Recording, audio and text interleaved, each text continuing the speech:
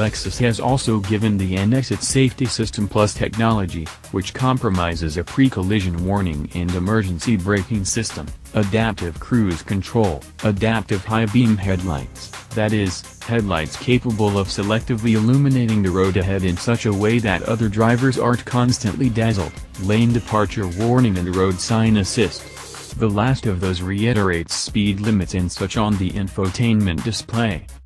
One more thing, Lexus has axed the 194 bhp 2.0-liter turbocharged NX300h for 2018, leaving the hybrid 300 hours tested here as the only option.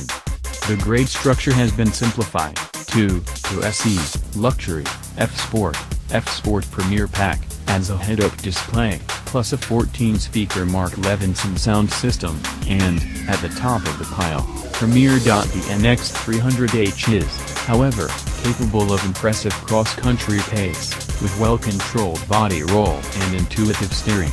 A shame, then, that the recuperative brakes still feel over-assisted, springy and thus difficult to modulate.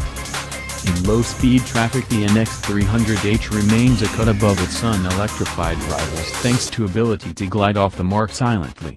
You have to experience this to realize how calming a sensation it is, particularly in comparison to the stop-start systems on non-hybrid rivals, which are constantly firing up the engine.